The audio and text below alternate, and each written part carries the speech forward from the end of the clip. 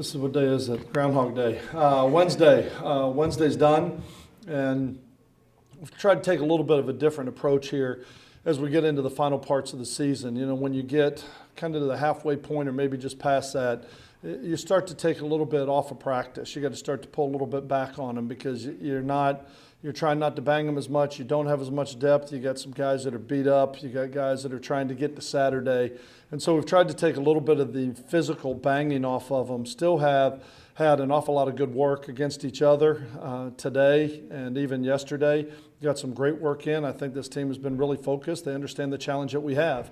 We're kind of in a tale of two seasons. The first four games in our conference, which is predominantly the Western Division teams, and then you've got out of the Final Four, you've got two of them that are from the other side, and we've got coming in three of them go with Western Kentucky, UAB, and Old Dominion. And so this is the first of the Final Four, and offensively is the name of the game when you look at these last four. We've talked a lot's been written and said about Western Kentucky's numbers that they're putting up, the points that they're scoring, very explosive, great receivers, senior quarterback, big offensive line, really running back, breaking a lot of tackles. It makes it a challenge for you. But I think our defense is going to have to answer that challenge, and our offense is going to have to play better. We can't go out there and score 3 points and a half and say that that's going to be good enough.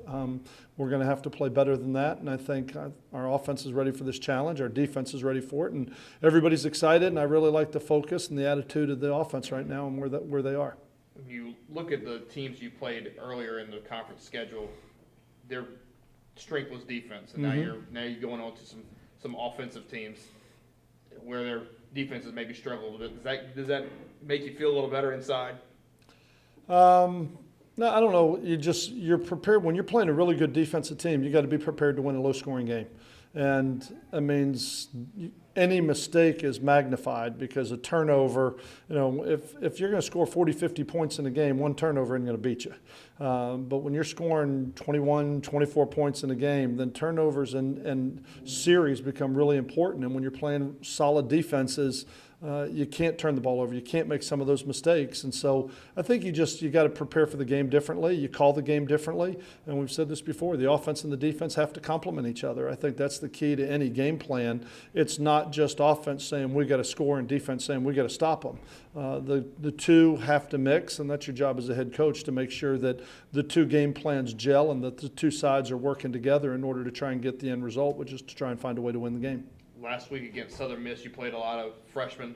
Is it going to look like that this week as well? Yeah, I think those guys, I know on the defensive side of the ball, when you look at Cooper, who's had the opportunity to play a little bit, and Canny and Ferris, and some of these guys that have played on defense as the young guys, and then offensively, you're looking at Marcus Gaines and Marlon Watts, two true freshmen, and then the redshirt freshman and Carlos Henderson, and a lot of young guys, but Jared Kraft, who got an awful lot of plays, but they're the most talented players. And right now, as we're getting into the second half of the season, they're no longer true freshmen, is the way we look at it. They've had 8 games to play. They've had a month of camp. They had a summer here.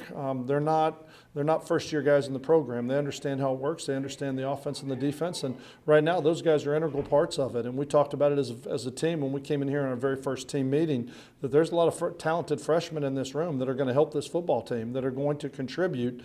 And which ones they were going to be, you don't know. But as it's kind of played out, there's about 7 or 8 of them that are making a huge contribution to this team. And there's another 10 or 12 that are redshirting right now that I think are going to be really good, that I'm excited to get them out there on the field in spring ball to see what they can do. But really like what the freshmen have brought to the table on both sides of the ball.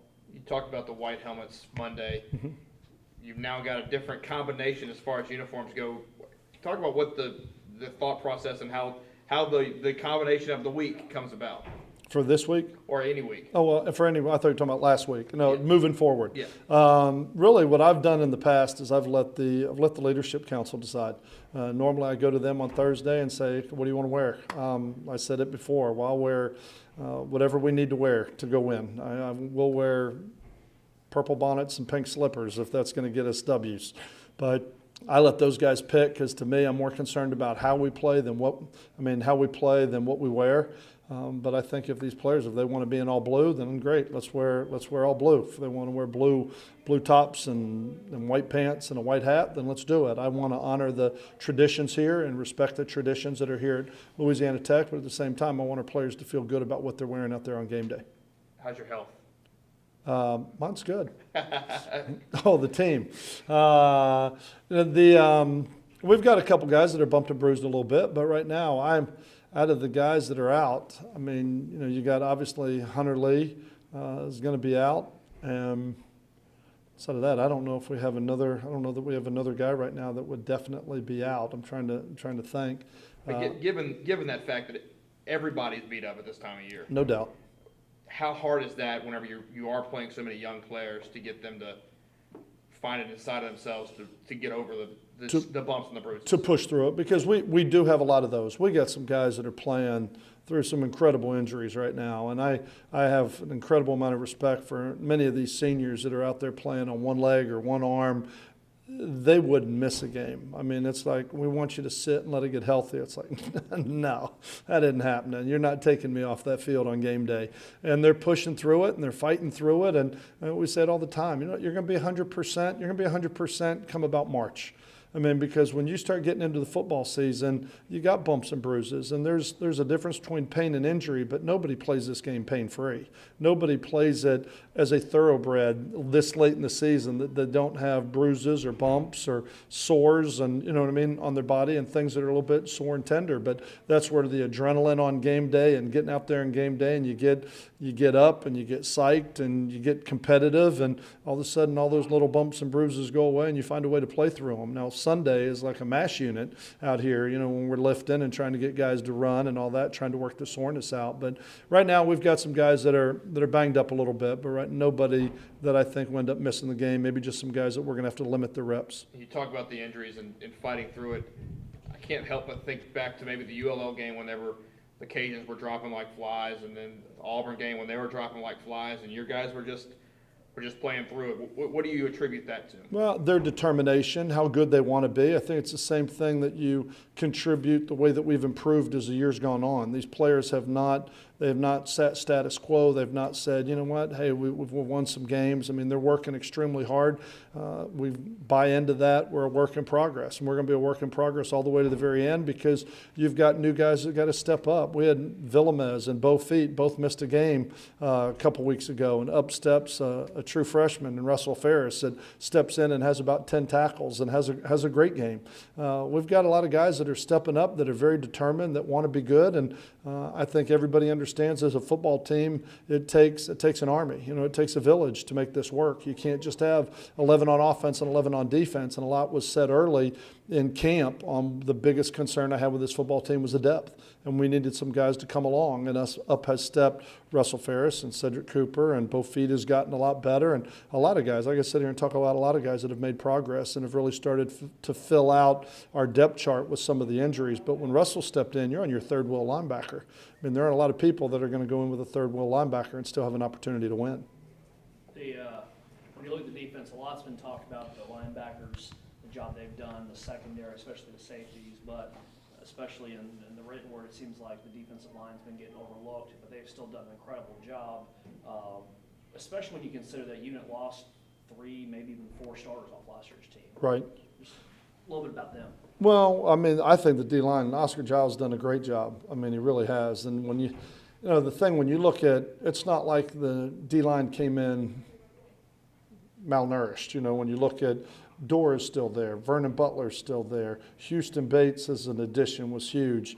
Bringing in D'Angelo Brooks as a junior college player a year ago, McKinney. I mean, they came in with some really good players, and I think Oscar's done a great job of coming in and building a relationship. And I said that was going to be one of the hardest jobs because Stan had been here so long and recruited all those guys. And I think Oscar Giles has come in here. He's built a relationship with them. He's set a standard, a mindset, a toughness, and how you play the game. And he wants to play as many of them as he can. And if we've got 12 that are ready to go, we'll play them all. I mean, you look out there in some games and Jeremy Long's out there, and there are a lot of people that don't know Jeremy Long's name right now, but he's out there playing, and he's earned it. And all these guys have really bought into the mindset that it doesn't matter if you're not a starter. You're still going to play if you deserve to play, and you go out there and put it out on the field every single day. And I think our D-line has played great. And the things that we had talked about early in the season was our defense was going to have to carry this football team. And that was because of the experience that we had on defense. Because when you look at those linebackers, there's 3 senior linebackers there that have played a lot of football. When you look at a guy like Liggins and Kentrell Bryce and Lloyd Grogan and Adarius Barnes and Bryson Abraham, they're all guys that have been in this program for 3-4 years. And that's the thing that gives us a chance, is all that experience on defense, along with a great job of coaching, and the job the coaches have done. But I think they've all had a hand in it. They all play a role in it. The defensive line absolutely shut down the run last week at Southern Miss, which gave our linebackers and our DBs an opportunity to play coverage. And they did a phenomenal job with that. And I think as we go through the course of the year, that we're going to need all of them, because we're going to need those D-lines to dominate some games. We're going to need our linebackers to play run and pass, and we're going to need our secondary, which is really what's coming into play as we get into these big games now against some of these more teams that throw the ball more. Speaking of Southern Miss, I know they throw the ball a lot. They're predominantly a throwing team, passing team, but how big of it is to hold them in negative rushing yards? They still rushed the ball 26 times, I think. And what they rushed against North Texas, 200. They rushed for 200 yards at North Texas, and the emergence of the running game was here. And look at it, and we're rolling now. And then all of a sudden that D-line steps up. And, they tried to go to it a little bit more, but the D-line, I thought, did a great job, and I thought they dominated the line of scrimmage. Last question, and you talked a lot about your schedule, but does it set up well for you that up until last week you faced mostly all running teams, and then now you've got all your passing teams in a group with the exception of Rice? Does that maybe even help your defense some, not having to go back and forth between different styles? Yeah, and I think it's given our coaches an opportunity to put all the bullets in their guns, so to speak, because it's still a new staff on the defensive side of the ball. 3 of the 4 are new coaches. And it's given them an opportunity, okay, we're going to put this defense in this run, and we'll sprinkle this coverage, and then next week this coverage. And now all of a sudden you get into game 8, you've got 8 weeks of coverages that have been put in that you now have in your, your call sheet.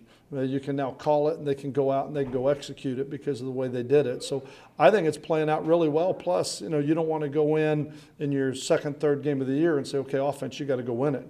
I think our offense has done a great job with all the youth and inexperience that we have on that side of the ball, and I think they've gotten better and better. We've just got to get more consistent, and we got to get to the point where we can start a little bit faster too.